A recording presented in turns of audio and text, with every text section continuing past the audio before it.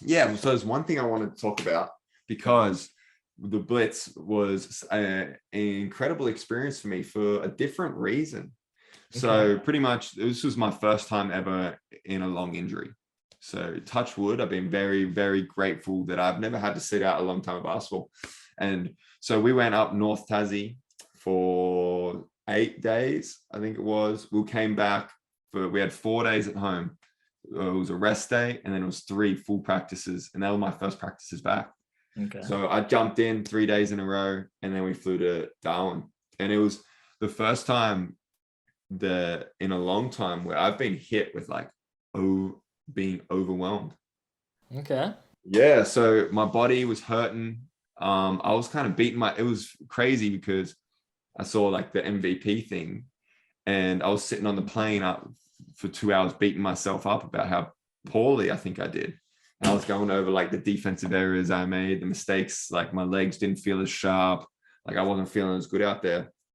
And like to get that, I was like, wow. So I was going through all these little things, and it got to a point where the day before the last game, we had a big practice. We had the media day. So it was the day me and you were hanging out, and I got back and I actually just broke down.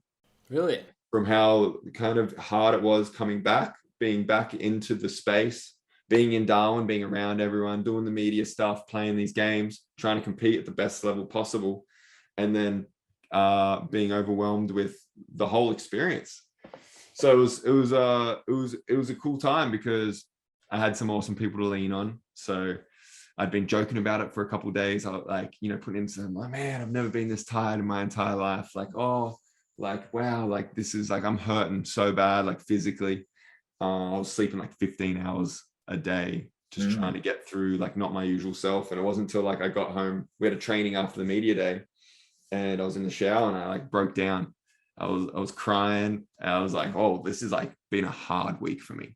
Yeah. And so I called my girl Beth and had a great conversation with her, and we talked it out. And then I went, and this is when people talk about culture, what I mean. I went to my 2 assistant coaches, Jacob Chance and Mark Radford, and like broke down in front of them. I was sobbing like a baby. And so like just talking about how overwhelmed I was with kind of everything. Like some of my habits had gone out the window. I wasn't doing the morning routine. Because I was tired, trying to give myself more rest. And it kind of hit to a point where I was like, wow, like I don't even know if I can play this game tomorrow. And like that was a conversation we had. And I lent on those guys. We had some hugs and we talked it out. And then I went to a team dinner and no one really knew about it.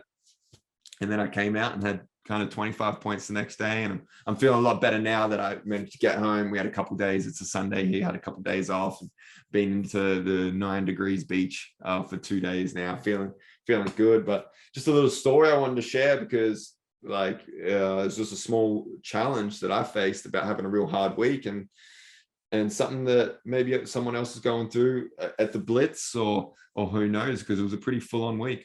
Yeah, nah, credit to you for opening up like that. And credit to you because, like you said, on that day that this seemed to all happen was the day you came into media day, and it's not like from my perspective and from everyone else's, I'm sure like we couldn't tell anything was different from you. Like you came into that room and you were you seemed like the loudest voice and like the most cheerful and positive person as I assume you normally are. Yeah. So it's like, yeah, it's just you just never know what people are actually going through, and then you could like the way you spoke then, it's kind of just like you could almost assume that you had like a bad run at the Blitz, like bad performances out there. But yeah, it's interesting how that clearly didn't affect you too much on the field, but it did mentally at the same time. But did that I was just gonna say, did that I know the Blitz MVP is just, it's not like a massive deal, but at the same time, it is something to be sort of proud of. Did that like help at all? What did that do for you? I wouldn't say like mentally it was like, oh wow, but it was kind of just, it was a cool experience. It was just like, oh, like this is kind of what I'm capable of. Let's keep just carrying this thing over, keep rolling with the punches and the flows of this getting better at basketball, like you get better like this and just keep taking I managed to get better at basketball while I was injured, which is pretty cool. Yeah, no, it is cool. Was it sort of, did you kind of just feel like there was there was pressure to be immediately good or immediately back to the old Jack McVeigh that people are getting used to? I think there was a lot of it. A lot of it was just there was a lot going on. Like I was genuinely fatigued physically. Like for me, when I go to those media days, and when I interact with fans or do clinics, like I give it my all. Like I really do. I walk in there with a purpose of being like, I'm going to try my hardest. I'm going to try and pick someone else up. I'm trying to bring some energy to this. So it was just a lot of all of that kind of like 7 a.m. to 7 p.m. no switch off. We're running into guys, like I'm seeing friends. And it was like, whoa, this is all hit me too much at one time. I need to shut it down for a couple of days, which is what I've had when lucky enough to get back to Tassie and shut it down for a couple of days. I was actually, yeah, when we were talking about it before, like I was actually gonna ask, like, do you ever get to a point that there'd be so much interaction and like so much, and like you said, someone like you want to give it to you all for every kid you see, every sort of fan, every like even player you know, like I'm sure there'd just be times where you kind of just want to escape and do your own thing, but sometimes it's just not possible, especially in a situation like the Blitz where it was just like on. But Yeah, yeah, definitely. I mean, sometimes you definitely want to get away. It's like all of us, whether it's from work or getting into your space. And I had an awesome roommate in Milton Doyle. We'll rooming together. So I was just getting to my room, put the headphones on. I like to like roll out, do some movement stuff, and that's kind of some of the things I lean on.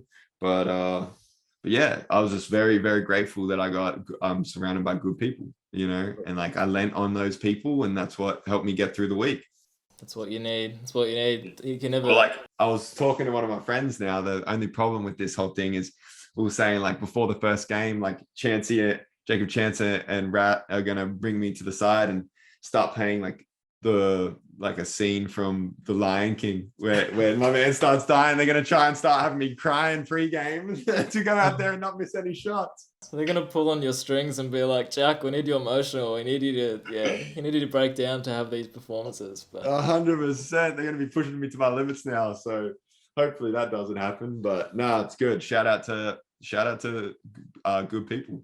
you need those around you, and you can never undervalue just a, I don't know, even if it's like a 5 second talk with someone, like that can make the world of. Oh, sorry, 5 minute. Did I say 5 second? That would be very. Yeah, I'm not feeling good. Nice. Yeah. Nice one. Move on. Get out there and do your thing. Yeah. Um, But for real.